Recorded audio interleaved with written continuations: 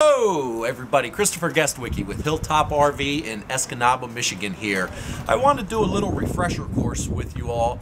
I find that a lot of people, after they go through their show-through orientation here at Hilltop, because they're taking in so much information, they forget some of the simple things. So we're going to start at the front of the camper and we're just going to go through a few minor things that people often forget about. So this is just a little tutorial, a little refresher if you will, on how the operations of this camper work. Come on with me up front.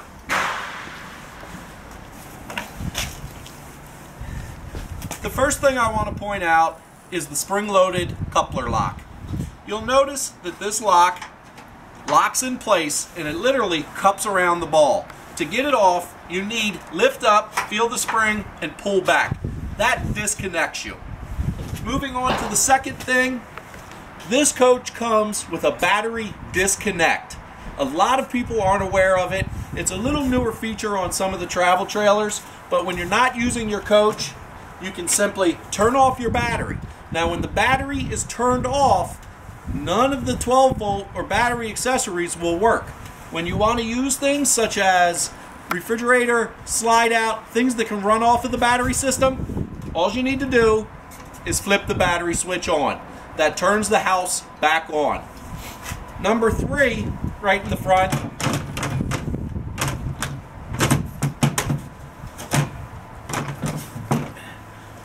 we have your twin 30-pound LP tanks.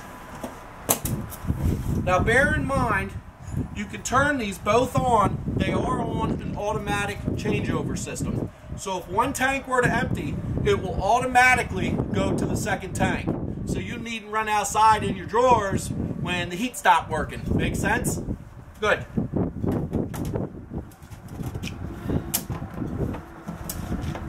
And lastly, in the front here, we have an emergency brake. You'll see this cable. Come on over here and zoom in if you will, Jeremy. This cable needs to be hooked to the actual ball of the truck. This is a safety cable. What it does, if you are to break away, that little key pops out and it automatically sets the brakes on. It stops this trailer right now. Something very safety minded. Put it on all the time. Now come on up here with me.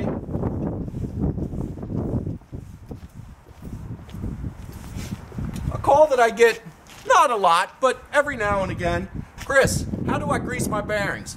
Well, bear in mind that with this camper, you've got a bearing buddy system. And all you need to do is pop the cap off with a little screwdriver, and then pull the black safety cap off, and you'll notice, if you'll zoom in right here, there's a little grease fitting. You give it 2 squirts every 3,000 miles. Just like the grease fittings on automobiles, you don't want to over-grease them or you will blow the seal.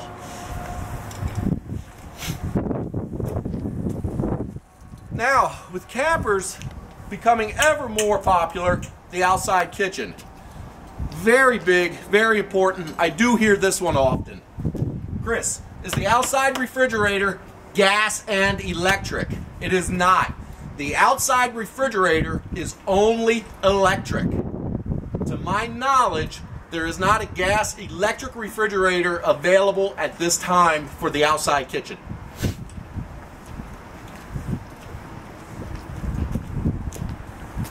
Another question, it's a minor detail so maybe it's overlooked, but people with the outside kitchen, they have the outside cook center. Where's my LP fitting, Chris? You'll notice it's right here, and it's always going to be within this vicinity. Always. And that's so you could put your grill together and cook. Come on around here with me.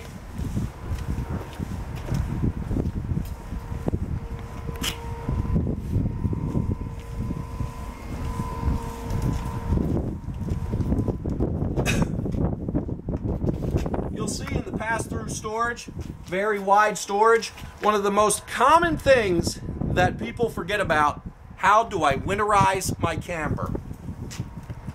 Now on this particular model, it comes equipped with the water heater bypass and the tube to pump the antifreeze. If you look right here, I pulled this panel off. And you can actually see this valve. You zoom in on that. Now this valve right now is set to open so we can winterize, or close, excuse me, so we can winterize the camper.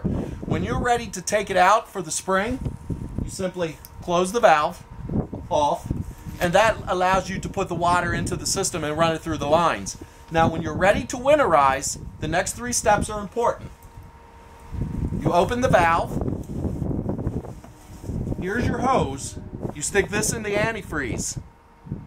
Okay? Just stick the bucket there, stick it right in the antifreeze. That's check number 1. Check number 2 is the hot water heater itself. When you're going to winterize, you pull out the anode from the hot water heater. Pull it out. That allows the hot water heater to drain.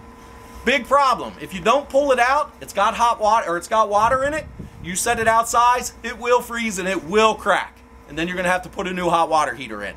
So make sure you remove this and drain the hot water heater. Now, step number 3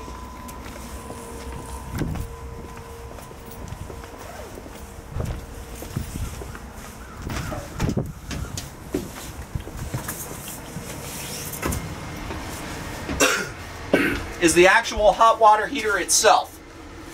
This particular unit, we're in a 316 BIK Sprinter by Keystone. The hot water heater is right back next to the bathroom. That is in use. This is shut down. Remember, you have 2 valves. The first one that I showed you in the front, the secondary valve right here. Turn it to the left. You stick your antifreeze hose into your antifreeze, you hit your water pump. It then goes through the entire system and you are winterized. When you're ready to take it out for the spring, put your anode back in your hot water heater, flip your valve in the front, flip this valve straight up and down, and then put your water into your system. The hot water heater is probably the biggest thing that people ask me about. Come on with me, Jeremy. The next thing I want to point out is the refrigerator. RVs are equipped with both gas and electric refrigerators, okay? Now, you'll notice this button right here, it says gas, and it's extended. If you extend it and you turn the coach on, it is just going to run off of gas. You don't see the auto light lit.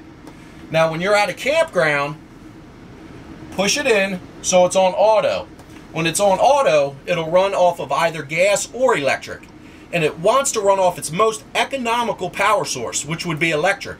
So, say a thunderstorm came through. Power was knocked out. You lost power. When it's on auto, it will automatically jump over to gas. That way you don't lose your food. So just remember, button out for gas, in for auto changeover. Come on up here, Jeremy. The last thing that I want to show you, people get a little confused about because it's a big instrument panel. They're brand new to the camper. These are very self-explanatory, but I'm going to go over them just because. Water pump means water pump. Now remember, that's what you turn on when you want to winterize and when you want to use the camper. You can't hear it more than likely, but there's a light hum when it's on. Water heater. If there's no hot water in the water heater, very important not to turn it on because you'll burn up the hot water heater. But you'll see a light pops on when you're ready to use it.